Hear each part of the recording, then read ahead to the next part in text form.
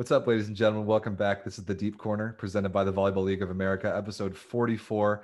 I'm Rob St. Clair, and returning to the show once again, the fearless leader of the Chicago Icemen, Mr. Tim Falknor. Welcome back to the show. Good to be back, Rob. How are you? I'm great, buddy. I'm so far away from you. I haven't seen you in so long. That's a joke. I saw you like a week ago. It's at least a mile and a half apart. So yeah, it's a challenge, but I think we'll persevere. Thank you. So thank goodness. So happy about that. And we get to see a lot of old friends, not just in Chicago where we are, in just over a week. We're recording this a full week before Buffalo, but this is going to come out the week of the Buffalo event. We've got a lot of hype coming up and building up into this event. You guys are making the trek out to Buffalo to defend your title.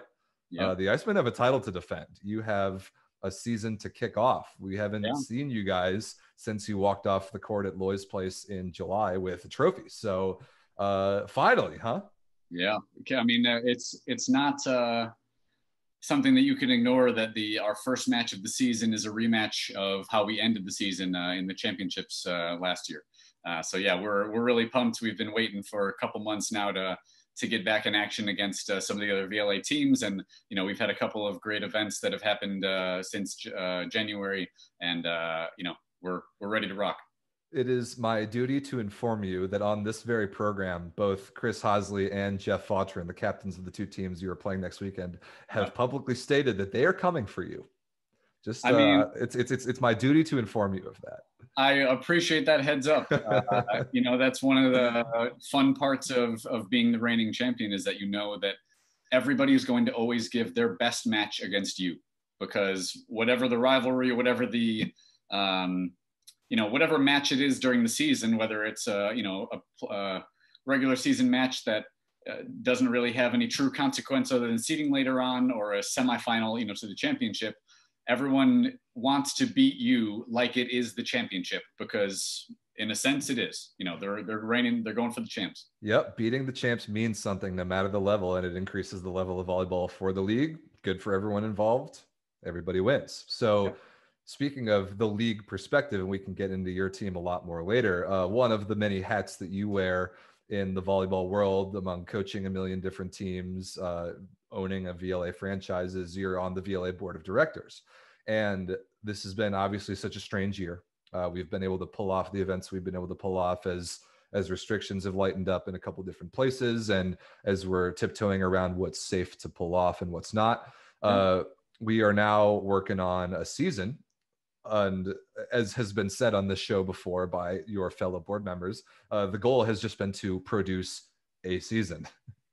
But what's great is that there have been so many conversations amongst you and the board about what that means in a non-pandemic year for the future. So there's a lot to determine about what does a VLA season look like in the future. So what conversations are happening about that lately, including like a Buffalo event or a mid-season cup, or the time in the year that the season happens, all that stuff? What are we thinking about that right now? Yeah, I mean, you really nailed it in that our goal this year was to have a season, right? And just to, as safely as we can, have competitions. And, initially the conversation was, what kind of structure is that going to look like as far as the collective season? And then ultimately it became, is there a great need for that structure at this time in the league's growth? And so, ultimately, we've been able to pull off a couple of events successfully. We have, several more over the next 3 months coming up that we're all very excited about. And, I think looking forward into future years when we don't have the same troubles as far as the same status as pandemic and travel and restrictions and everything, this allowed us to look at what we wanted to lay the foundation for. How important is it to us to have individual matches like, exhibition style, where Chicago travels to face New York and for a single match and then parts ways? Or does it make more sense for the league to host cup events like we've been doing this year, where we can get a couple of teams in together, have less traveling, try to plan around less schedules, and just make it a more concise season where we're still having a lot of matches, the same amount of matches, but in a more cleaner and neater structure. And ultimately, the beauty of the growth and energy that we've been picking up over the last couple months is that there are a ton of teams who are interested in joining and wanting to be a part of the VLA as it grows. And that gives us the ability to do a lot with our structure. Instead of having just the 5 teams that we currently have, moving forward, we're going to have multiple divisions that will compete within each division, and then obviously have crossover amongst the divisions too, and really lay out that groundwork for expanding into more divisions the more teams that we get.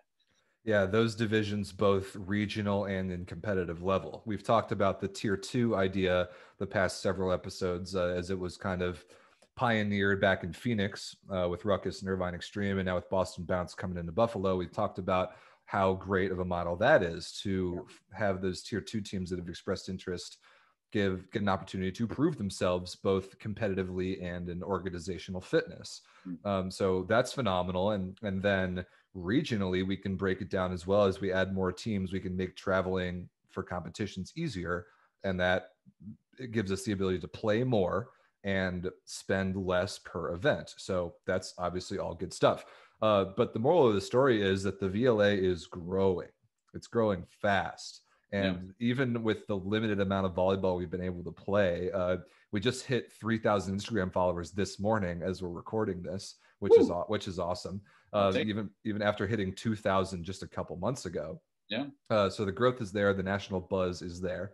A lot of that is about VLA Cup, which we can talk about a little bit later.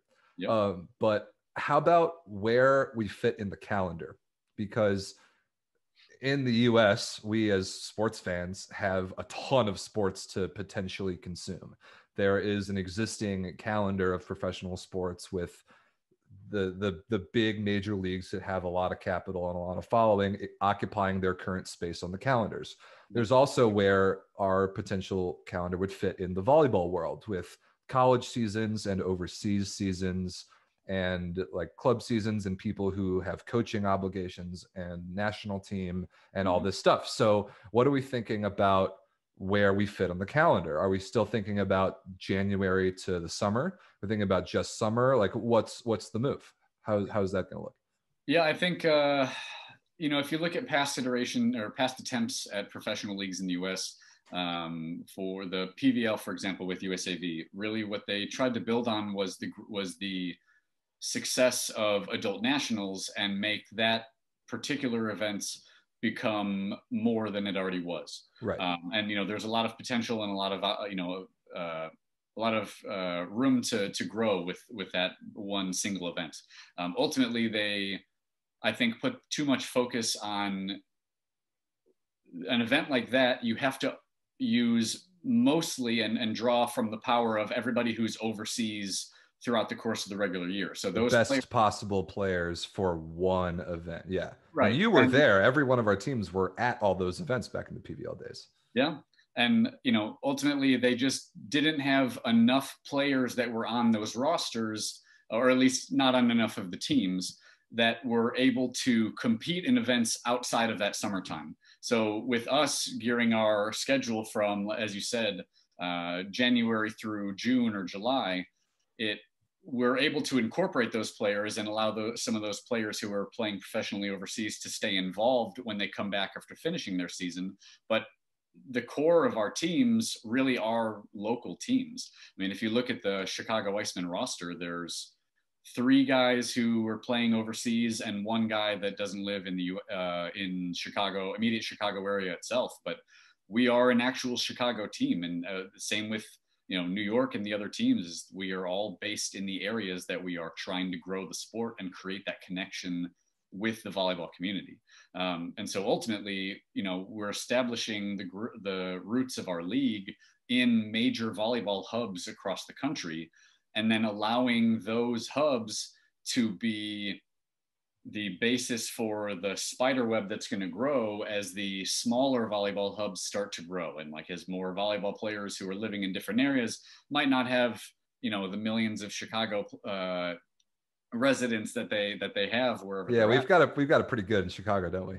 Yeah, but I mean, if if anything, if the VLA Cup and Tier 2 shows anything, it's that there are so many people that want to be involved in a league in the US and that want to see a league succeed. And the way that you create that league that's successful is by incorporating those people into the league. You know, it's one thing to try to get them to sell some, or, you know, buy some VLA and Icemen merch, as they should if they go to the VLA. Yes, they should. But you know, it's a whole nother thing if you give them the opportunity to be a part of the league in different ways. And like with Tier 2, the amount of people that we have reaching out to wanting to compete, you know, whether it's against Tier 1 teams or just other Tier 2 teams exclusively, there's a lot of opportunity for growth all across the US.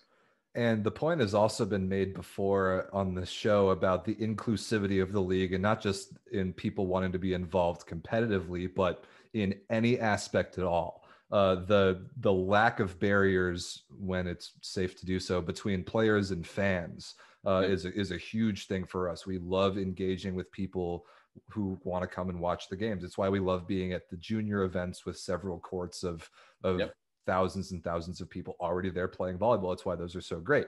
So Buffalo is a chance for us to kind of do that. Chris Hosley on a couple episodes ago did a good job of talking about the Buffalo scene, even though he's from Albany. Like the Buffalo scene has produced some really, really good men's players. Matt Anderson, you may have heard of him.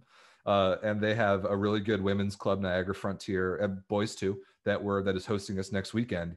And the opportunity to play in front of at least a couple sort of fans again is really exciting for me. And it must be exciting for you and the guys that are playing, because that's really what being an athlete at this high of a level is all about. So talk to me about that, both as a player and as a board member, about trying to engage with people who want to watch us.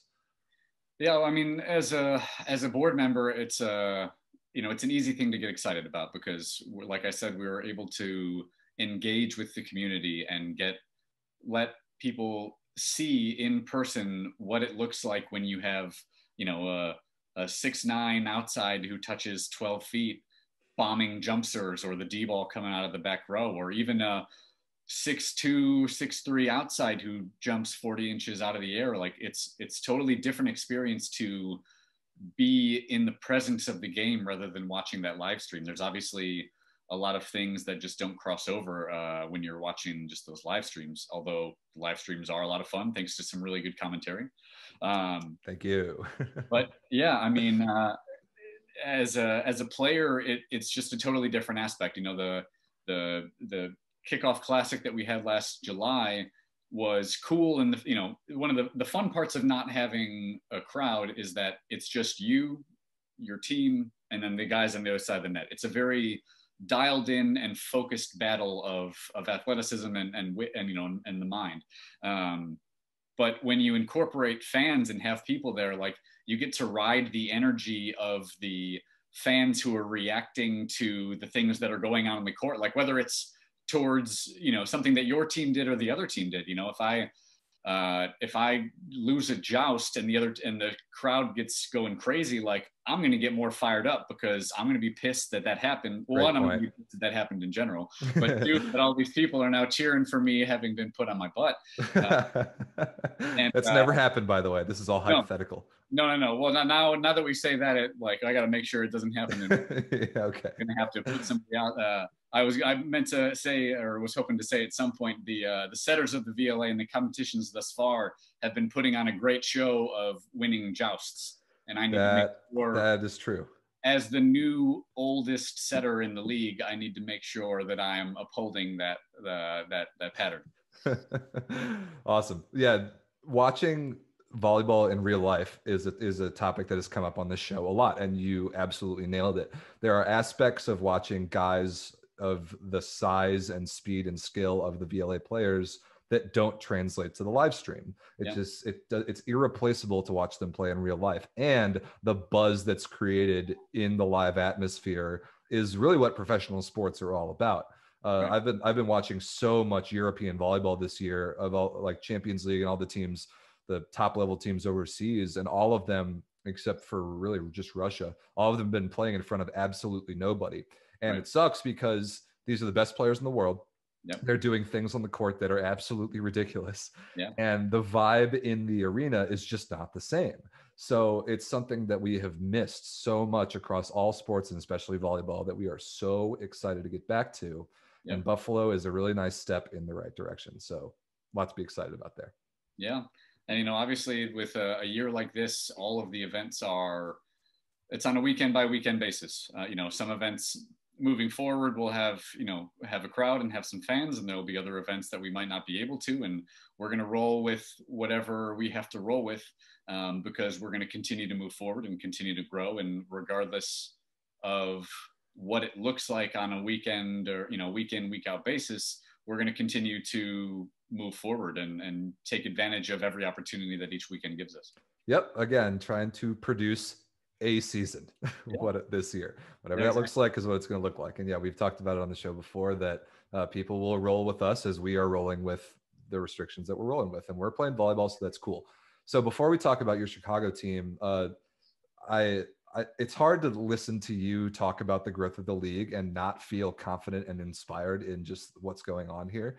It's easy to picture and just gain confidence from the way that you're speaking about it. So I wanted to ask about and trying to get you to describe a little bit about the kind of fundamental sports model, not even just volleyball specifically, about like the relationship between the league, the umbrella of the league, and its individual franchises, the teams. And you are obviously involved in both of them, so you are a good guy to talk about this. So as the league continues to grow and we incorporate more teams and are able to do more things and get more capital and more revenue, what is the plan for the relationship, or like the kind of an umbrella system between the league and its teams? I mean, I think our biggest goal with moving forward is to make sure that the relationship is symbiotic, in that we grow because of each other and by working together, rather than like the league making money off of the teams, or, you know, or the teams having to make money to just shovel forward up into some Right. scheme of what the league is. Yeah. It's really that focus of us all being in it together, because we are. I mean, realistically, and I don't like to say this too often, but volleyball in the US is something of a third tier sport. It's not really seen on the same playing field as soccer and basketball and football and baseball, even though, you know, volleyball was created 3 days after basketball in the exact same gym That is correct. that basketball was created in, which is an insane fact. But yeah, I mean, us recognizing that we all have to work together and that we need to be looking out for each other to grow is, I think, the most powerful thing, because I feel that we haven't had that in the sport as often as we should. And you know, the board that we have right now and the teams that are in the league and the teams that are soon to be joining the league officially in different ways, that's part of the vetting process. Is we want to know that they are in it for the sport. And like, obviously, ultimately, we'd like to make money for the teams and make it be financially successful, and you know, have it be where all of the teams, all the players are not paying money to be a part of it, like, you know, other tournament series are always going to be. But yeah, just to continue to grow and move forward. Yep, well said. And you mentioned before the attachments that the teams are able to make in their local scenes. I think is so huge. It's how all professional sports work. When you grow up rooting for a sports team, it's almost always the closest team to where you live, because you have the opportunity to go see them. The team gets involved locally in the community. There's like a face-to-face recognition of a player walking down the street. That's cool about rooting for a hometown team. And the different pockets of volleyball in the US that are varying in size are creating more interest. And as the VLA is able to tap into more and more of those, we'll get more teams in different places, which will make things easier for us and better for the spread of the game. So it all makes sense. And you're right, we're all in it together. It's such a great growth model. It's easy to be excited about. Yeah, I mean, it's something. It's really different to be able to say that all the teams that we have in the VLA, right? I was going to say right now, but that's, you know, all the teams that we have in the VLA and that we're going to have in the VLA are actually based in the community that they're claiming to represent. Right. Like, the Chicago Icemen have players that have played at least 7 different clubs in the greater Chicago area. And so we're going to, as we grow and, become more of a recognizable name and our players become more recognizable names, the kids who are dreaming of playing beyond college in the US are going to be able to look at the Icemen and say, that dude played at my club. Like that guy played, like I play against the high school that he played at, Yeah. or he played for my high school. And like, that's such a powerful connection to make with the local community. And like, obviously there's always going to be players who, are living in New York, but grew up in Chicago. And so that's, we're not living and dying on that connection right there, but the ability of the teams to connect with all of the youth and adult volleyball in their neighborhoods is a really powerful thing. Totally. The demand for volleyball is there. We're seeing it just in our stuff, our follower growth, our the attention being paid on VLA Cup and Buffalo, and then just the people in all of the scenes all across America at all age levels that just want to play. They want to be involved in the game somehow. Part of our job is to make them want to be involved in watching high level ball in addition to playing or doing whatever it is they're doing. But that's been brought up before. Yeah. Anyway, finally, you get to become a player again instead of just being this guy on phone calls with other people all around the world talking about how to grow the league. So my understanding is that the Icemen have been in the gym. You guys have been able to practice some as restrictions have lightened up in Chicago. I'm more familiar with that than anybody. So how has that been going? What's an average practice like after kind of the shaking off the rust period? What are you guys focusing on in the gym right now? Yeah, I mean, I think initially our first couple of practice back in the gym, the attitude was very much just like, hey, let's not hurt ourselves. And just, like our goal was to remember that, like, yes, we're trying to build up to be competitive and to win and be successful in the league and these competitions.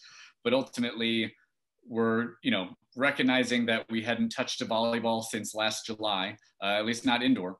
Right. And, it's a very different game. It was going to take us time. We have to be patient with ourselves and our teammates and just allow ourselves to build up to where we know we're capable of playing.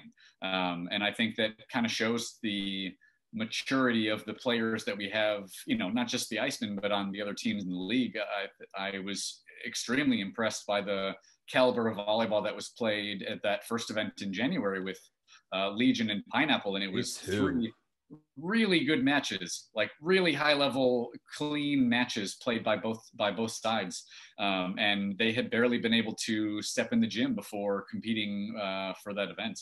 And so, it's nice having a bunch of practices under our belt and to have been able to get that rust off without worrying about the public eye and, knowing that we're representing the league and the Icemen out there. But yeah, it's been a lot of fun fun and challenging, balancing the 2 sides of my role in the VLA, because as a board member, we've been going nonstop since before last July, where, we're trying to figure out what the seasons are going to look like, where we can have our events, who we can partner with, how to continue developing and vetting teams, and a million different things going on. And on the other side of it, the Icemen haven't played, and the first event was back in January, and like the competitor in me and I know my other teammates were just dying to get back in the gym and like get out there and have it be go time, right? And just have like, well, there's our opponent right now. Like they're not miles away in some other gym practicing and preparing.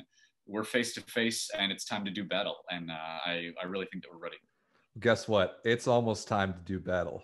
So like you already mentioned, your first match of the season is a championship rematch. First thing Saturday morning, the classic LVC Icemen rivalry, a championship rematch, the first of 2 matches in that series on the weekend. Talk about jumping in the deep end, huh?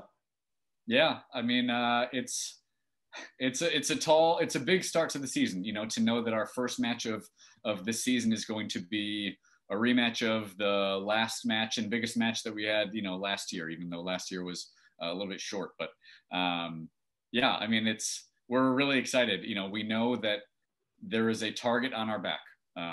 not just with, with Legion, and Ascension and all the teams.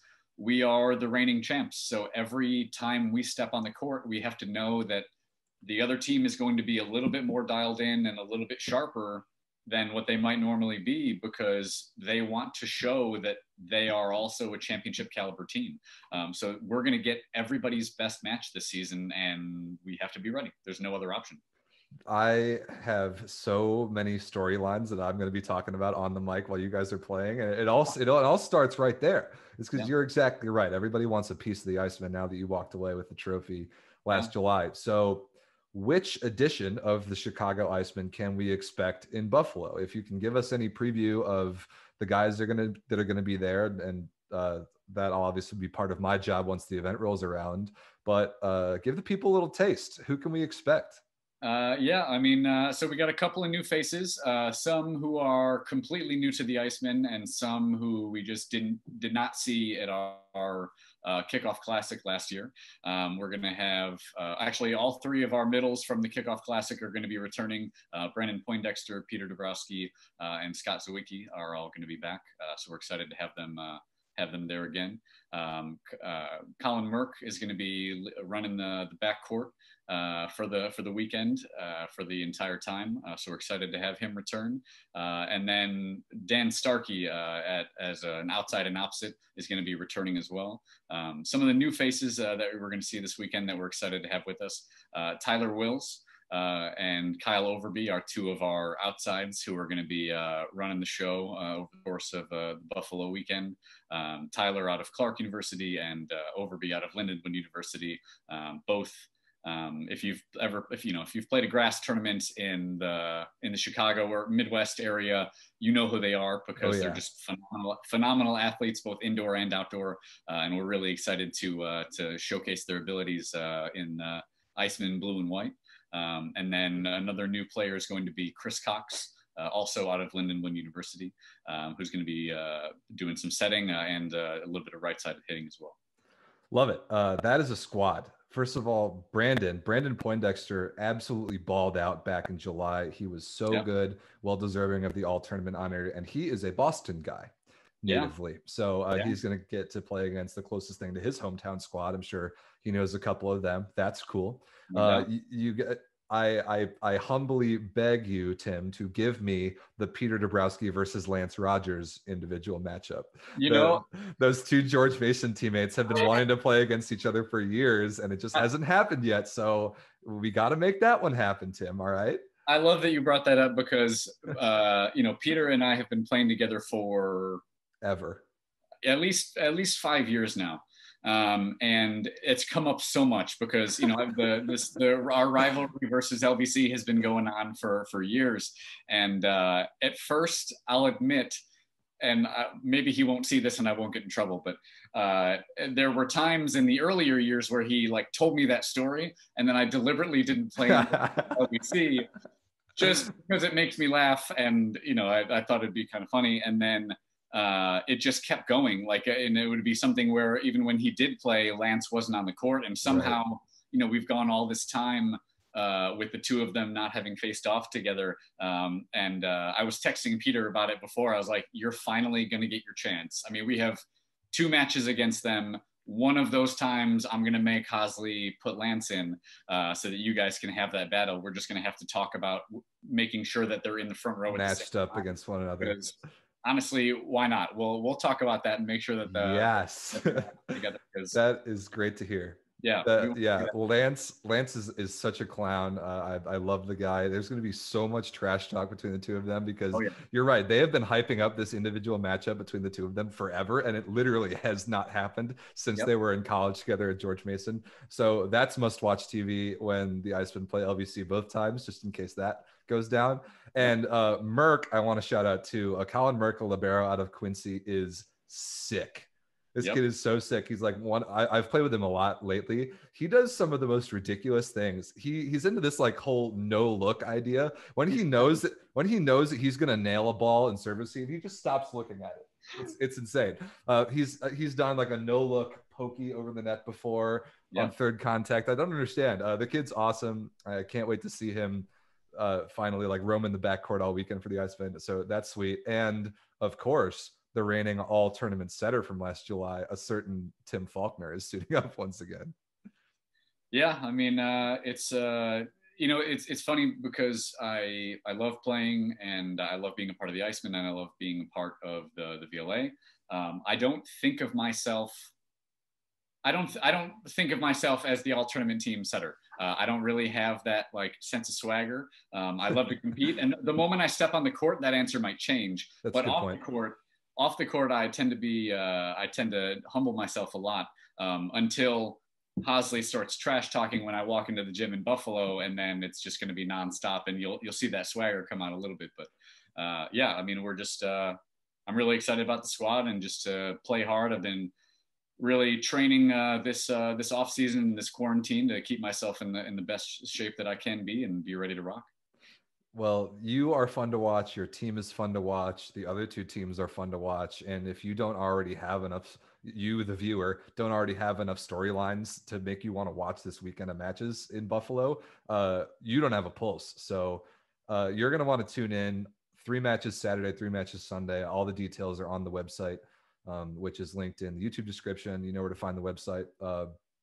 If you are not already amongst the 3,000 Instagram followers that we have, get on board, do it, get on board, follow the Icemen. Their Instagram is on the screen at, I think, Chicago_Icemen_VLA. The reigning champions are worthy of your follow. And then, yeah, just tune in for Buffalo, I guess, Timmy. And the YouTube page as well. Make sure you're tuning in to the YouTube page for all the live streams and the links of highlights and interviews and obviously the deep corner as well. A lot of great content. Yes, if you watch the show on YouTube, great. If you listen to the show on the various podcast platforms, then go to the YouTube channel and make sure you subscribe to it, because Tim's right. That's where the matches are at. It is free. We are giving you professional volleyball for free on the internet with absolutely no barriers and some great storylines and some great players. And again, if you don't already want to tune in, if you're not as excited about it as Tim and I are, then you haven't been paying attention. I can feel how jazzed you are right now, and it makes me excited. Yes. And I don't often use the phrase jazzed. Okay, then it's real. That means it's real. Well, that's my job. That's what I'm good at around here. It's why you guys keep me around. That's right. You're the hype man. Do a great job. Thank you, Timmy. All right. Anything else that you want to give to the people before we see you on the court on Saturday? I mean, yeah, just tune into the matches. We're really looking forward to announcing the remainder of the season and the events that we got coming up. The Icemen, I will say maybe a little sneak peek here is that we're going to be out in Lincoln, Nebraska in June, competing at a host club, VC Nebraska. And we're really excited about that event. It's a great volleyball hub. It's going to be a great community. It should be some really fun matches where we're going to be squaring up against one of my other favorite rivals in Vince Zuki and Phoenix. That is very much worthy of looking forward to. So is the VLA Cup. A lot more coming about all that. But for now, tunnel vision on Buffalo this weekend as you are listening to this. Tune into the YouTube channel, and thanks for watching the show. See you next time.